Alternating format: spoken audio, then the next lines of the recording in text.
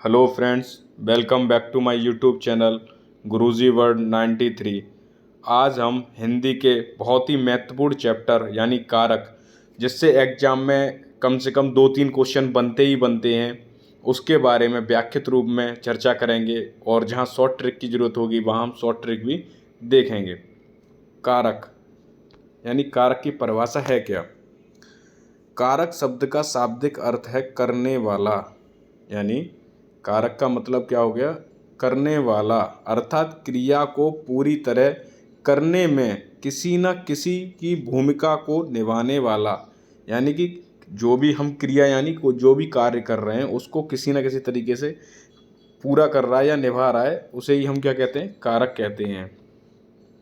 कारक के भेद पहले हम थोड़ा शॉर्ट में समझ लेते हैं और उनकी विभक्तियों को देखते हैं, उसके बाद इनके व्याख्यात रूप में इन पर चर्चा करते हैं। जैसे कर्ता, ये एक कारक है और इसकी विभक्ति क्या है? ने। कर्म, कर्म की विभक्ति क्या है? को। करण, करण की विभक्ति क्या है? से और द्वारा। संप्रदान, संप्रदान की विभक्ति क्या है? को, के लिए और तुम। नेक्स्ट है हमारा अपादान। अपादान की विभक्ति क्या है? से, लेकिन किस में? अलग होने के अर्थ में। संबंध का, की, के, रा, री, रे। अधिकरण, में, पर। अधिकरण में, पर। संबोधन, हे, अरे, ए, ओ, हाय, यानी विस्मयबोधक चिन्ह इनमें लगा हो। उदाहरण हम कुछ समझते हैं। राम ने रावण को मारा, यानी ने क्या है?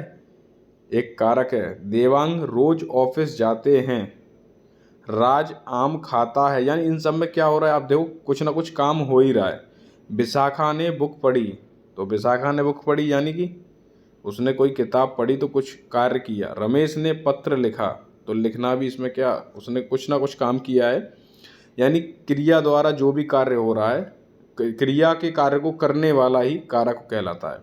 ठीक है, अब हम इसके व्याख्यात रूप में चर्चा करते हैं। कर्ता कारक, यहाँ कारक और लिख लेना, छूट गया है। संज्ञा अथवा सर्वनाम, संज्ञा या सर्वनाम के जिस रूप से क्रिया के करने वाले का बोध हो, है ना, उसे कर्ता कारक कहते हैं। यानी जो क्रिया कर रहा है उसका बोध हो जाए तो उसे कर्ता कारक कहते हैं। इसमें ने चिन्ह का प्रयोग होता है। यानी ये मैं आपको पहले पढ़ा चुका, कर्ता कारक में विभक्ति क्या है? ने। और कभी वाक्य में नहीं होता, यानी ये ने है, ये कभी होता है वाक्य में और कभी वाक्य में लुप्त होता है। ये थोड़ी अलग कहानी है परसर्ग वगैरह की, जो मैं आपको कभी डिफाइन करूँगा नेक्स्ट वीडियो में। कर्ता कारक का उदाहरण, रमेश ने पुस्तक पढ़ी। अब जैसे यहाँ पे तो ने का प्रयोग हो गया कि रमेश ने पुस्तक पढ़ी। सुनील खेलता है, तो ये कर्ता कारक के अंतर्गत ही आ जाता है। नेक्स्ट है हमारा कर्म कारक। संज्ञा या सर्वनाम के जिस रूप पर क्रिया का प्रभाव या फल पड़े उसे कर्म कारक कहते हैं। कर्म के साथ को विभक्ति, यानी कर्म की विभक्ति क्या है? को आती है। इसकी यही सबसे बड़ी पहचान होती है। कभी कभी वाक्यों में को विभक्ति का लोप भी होता है, कर्म कारक कहते हैं। उदाहरण के लिए, उसने सुनील को पढ़ाया, मोहन ने चोर को पकड़ा, लड़की ने लड़के को देखा, राम को बुलाया। यानी इन सब में किस विभक्ति का लोप हो रहा है? को विभक्ति का लोप होता है, उसे कर्म कारक कहते हैं। बड़ों को सम्मान दो, कहना और पूछना के साथ से प्रयोग होता है। यानी ये एक इम्पोर्टेंट फैक्ट है जो आप अपने नोट्स में लिख सकते हैं। यानी कहना और पूछना के साथ से प्रयोग होता है, इनके साथ को का प्रयोग नहीं होता। जैसे कबीर ने रहीम से कहा, कबीर ने रहीम से कहा, मोहन ने कविता से पूछा, तो ये सब कर्म कारक के अंतर्गत आते हैं। रजत ने हिमांशु से पूछा। ठीक है, यहाँ से के स्थान पर को का प्रयोग उचित नहीं है, इसलिए। नेक्स्ट है हमारा करण कारक। जिस साधन से अथवा जिसके द्वारा क्रिया पूरी की जाती है उस संज्ञा को करण कारक कहते हैं। इसकी मुख्य पहचान से अथवा द्वारा के कारण होती है, जिसे करण कारक कहते हैं। करण कारक के कुछ उदाहरण, इन्हें हम उदाहरण से भी समझते हैं। रहीम गेंद से खेलता है, यानी रहीम किससे खेल रहा है? गेंद से। आदमी चोर को लाठी द्वारा मारता है, यानी आदमी चोर को किसके द्वारा मार रहा है? लाठी के द्वारा। प्रशांत गाड़ी चलाता है।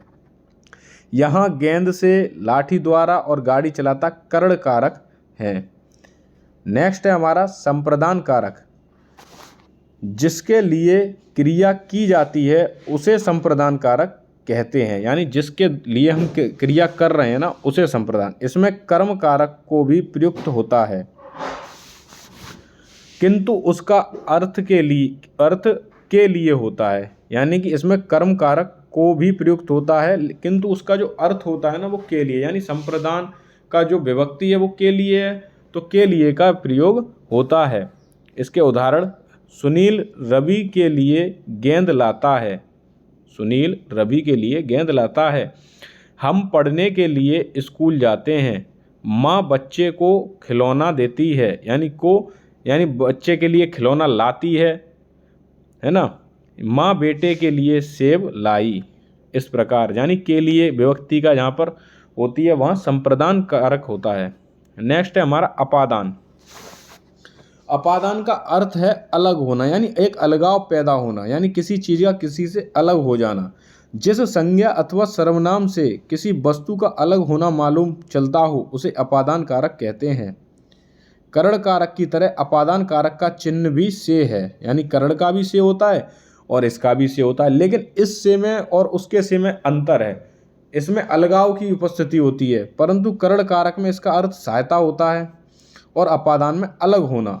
अब अपादान कारक के उदाहरण, हिमालय से गंगा निकलती है, यानी वहाँ से निकल आई ना। वृक्ष से पत्ता गिरता है, पत्ता क्या हो गया? वृक्ष से अलग हो गया। राहुल के हाथ से फल गिरता है, यानी हाथ से जो फल था वो छूट गया। ये दो बार टाइप हो गया, इसको काट देना। चूहा बिल से बाहर निकला। अब चूहा कहाँ से बाहर निकला? वहाँ से बिल से अलग हुआ, है ना। तो इसे हम क्या कहते हैं? अपादान कारक कहते हैं। इन वाक्यों में हिमालय से, वृक्ष से, छत से, ये सब क्या है? ये सब अपादान कारक हैं, है ना। मैं आशा करता हूँ आप सभी लोगों को वीडियो अच्छी लग रही हो, तो प्लीज़ चैनल को सपोर्ट करें और अपने गुरुजी वर्ल्ड 93 चैनल को सब्सक्राइब करें। संबंध कारक, संज्ञा अथवा सर्वनाम के जिस रूप से एक वस्तु का संबंध दूसरी वस्तु से जाना जाए उसे संबंध कारक कहते हैं, यानी एक दूसरे से रिलेटेड हों। इसकी मुख्य पहचान है का, की, के, रा, री, रे इत्यादि, जो मैं आपको पहले ही एक टेबल में समझा चुका हूँ। संबंध कारक के कुछ उदाहरण, राहुल की किताब मेज पर है। सुनीता का घर दूर है ना। तो जहाँ का, की, के ये विभक्तियाँ प्रयुक्त होती हैं वहाँ संबंध कारक होता है, यानी संबंध कारक क्रिया से भिन्न शब्द के साथ ही संबंध सूचित करता है। ठीक है। नेक्स्ट है हमारा अधिकरण कारक। संज्ञा के जिस रूप से क्रिया के आधार का बोध होता है उसे अधिकरण कारक कहते हैं। इसकी मुख्य पहचान में पर होती है। अधिकरण कारक के उदाहरण, घर पर माँ है, घोंसले में चिड़िया है, यानी पर आ गया यहाँ पे। सड़क पर गाड़ी खड़ी है, यानी जिनमें में और पर विभक्ति का यूज हो रहा है, तो वो हमारा कौन सा कारक है? अधिकरण कारक है। यहाँ नेक्स्ट है हमारा संबोधन कारक। संज्ञा या जिस रूप में किसी को पुकारने तथा सावधान करने का बोध हो उसे संबोधन कारक कहते हैं। इसका संबंध न क्रिया से और न किसी दूसरे शब्द से होता है, यह वाक्य से अलग रहता है। इसका कोई कारक चिन्ह भी नहीं। संबोधन कारक के उदाहरण, जैसे इसका वैसे तो कोई चिन्ह नहीं है, लेकिन संबोधन कारक को आप इस चिन्ह से पहचान सकते हैं, यानी विस्मयबोधक चिन्ह यहाँ लगा होता है। ज़्यादातर 99% केस में संबोधन कारक ही होता है। राम देखो कैसा सुंदर दृश्य है ना। किसी को आप एकदम कहते हैं ना, मेरे लिए जाओ, मेरे लिए हाय, इस तरीके के जो वर्ड होते हैं, जहाँ दुख प्रकट हो, जहाँ भावनाएं प्रकट हो रही हों। लड़के जरा इधर आ, यानी आप देखेंगे एक आध में ही नहीं, वरना हर एक में आपको ये विस्मयबोधक चिन्ह मिल जाएगा। ठीक है।